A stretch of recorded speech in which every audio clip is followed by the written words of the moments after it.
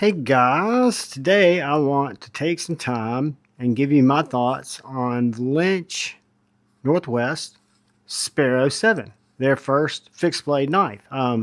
They were nice enough after Blade Show to send this out to me to check out, and it has been just a great knife, a great size. We'll talk about it. We'll look at it kind of closely.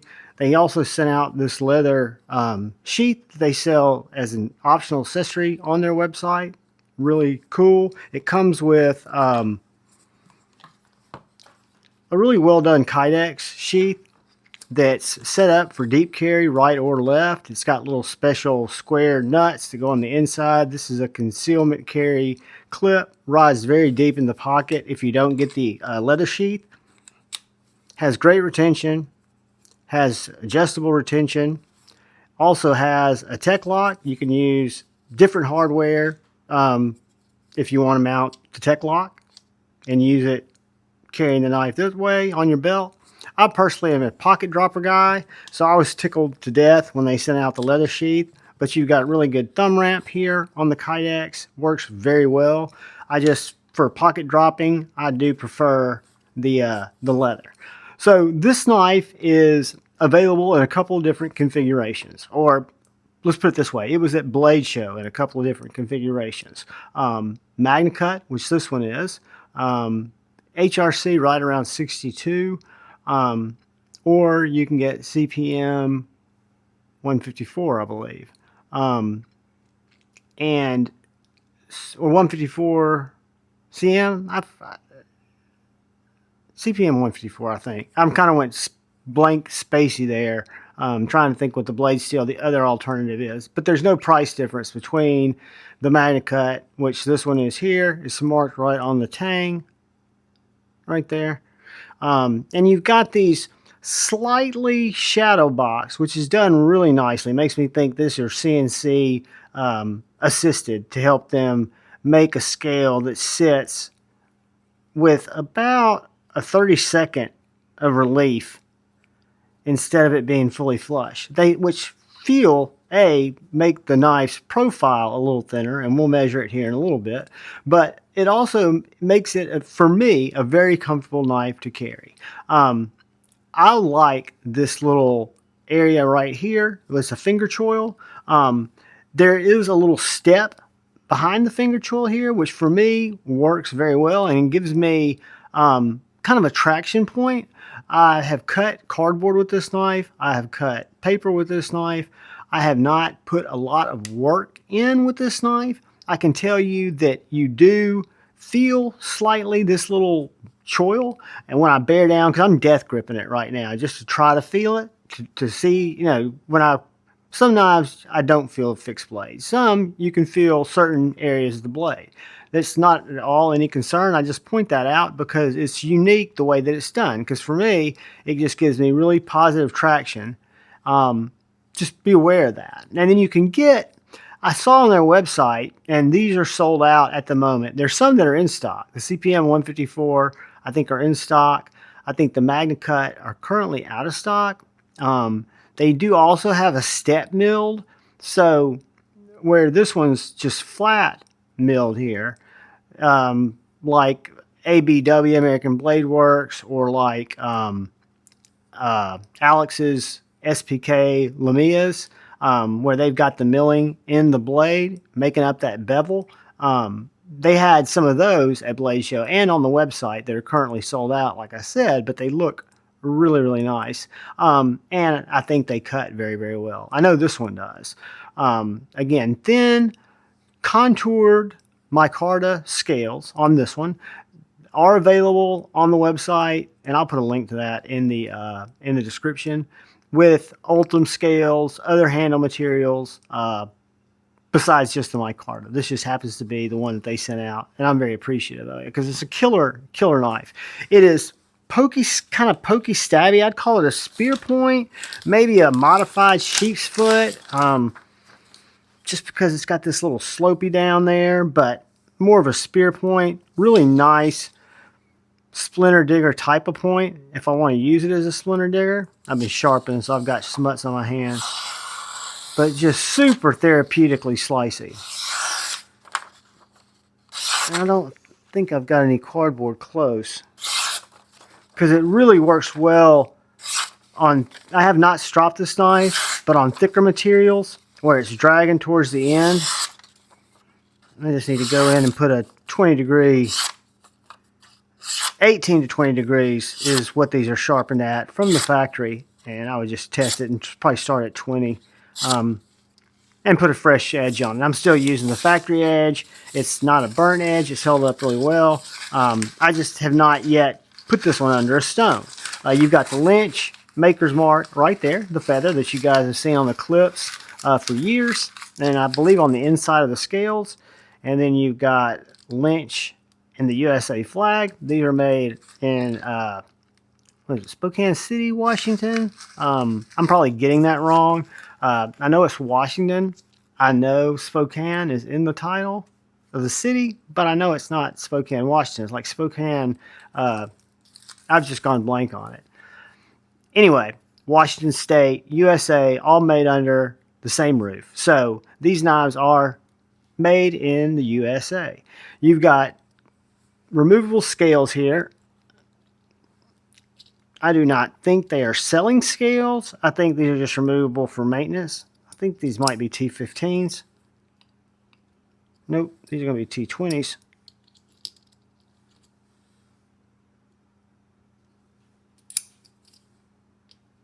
Yeah, nice deep T20 hardware.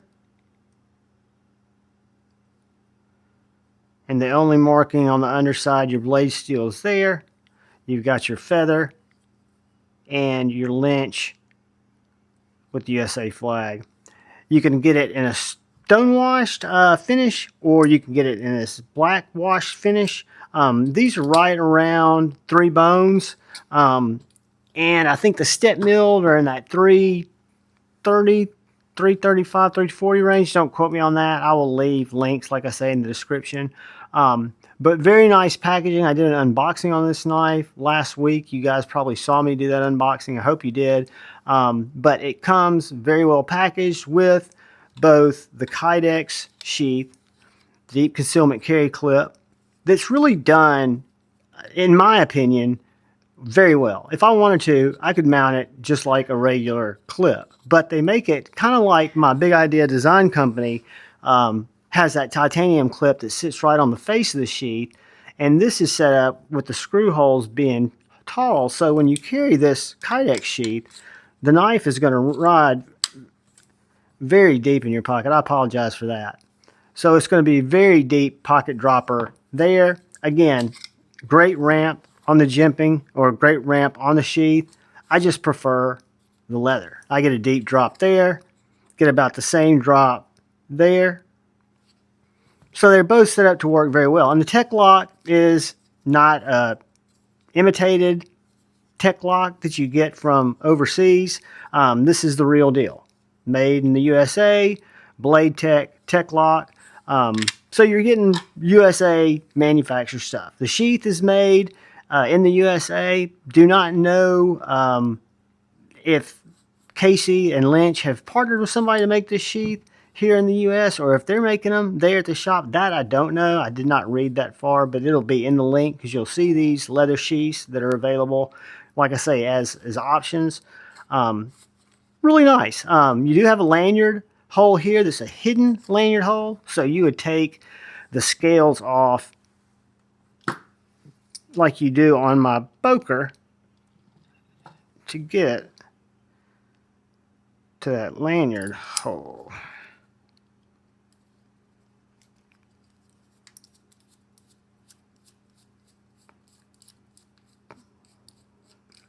Again, really nice deep hardware.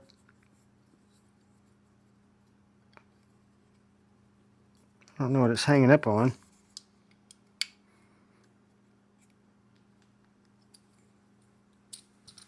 Let's get my Weehaw. Little stubby. I'm sure these have got some Loctite. I think I'm taking out the wrong side.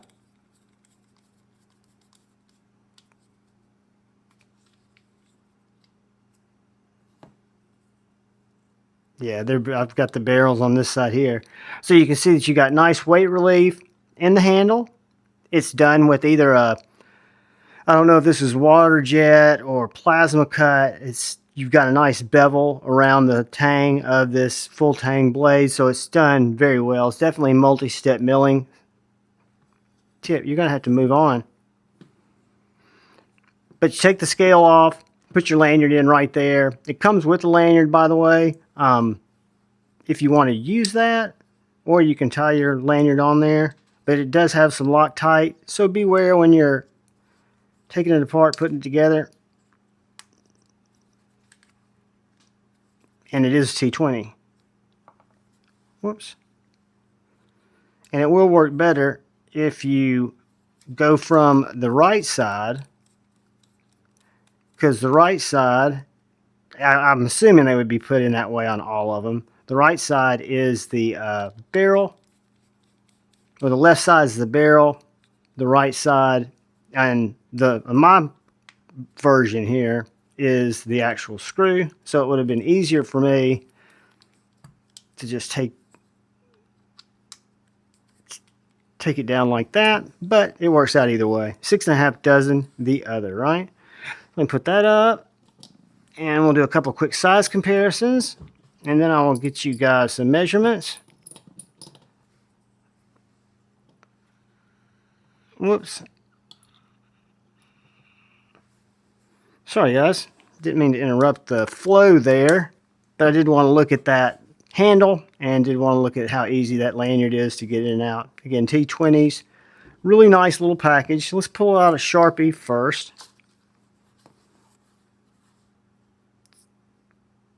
So about 3 inches, 2.5 inches bigger than a Sharpie. This is my Boker AK1 Daily Carry collaboration. It's going to be a little bit longer, about 3/4 of an inch longer than the Boker. This is my Axial Knives Alpine. It's going to be a little bit longer than the Alpine. So got a couple more knives I can show you that'll give you an idea on size. The Benchmade Bug Out, one of my comparison knives, and we got a Spyderco PM2. So I thought it was going to be right around the size of the Bug Out, and it is. So it's going to be a good bit smaller than our Pair 2, or the Pair 2 is going to be considerably longer than it, but the Sparrow 7 is right around the size of the Bug Out, which I should know how big a Bug Out is because I've used this as my comparison knife forever. But let's just measure it. I want to say it's around 7 inches, but don't quote me on that. Right under 7, right at 7.5. So you got a 7.5 inch knife with a 3 1/4 inch blade.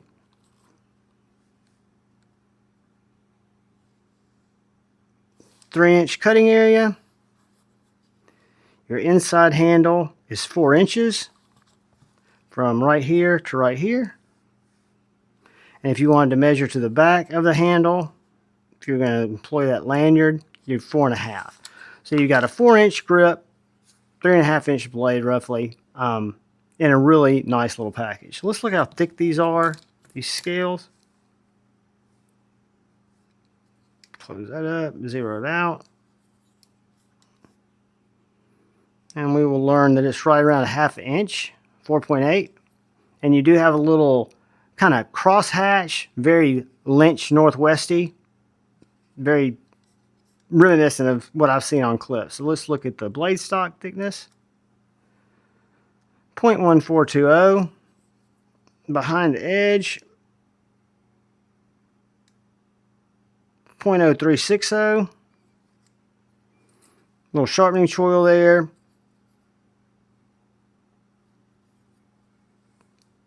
Yeah, I think it's a win. I'm going to grab the scale real quick.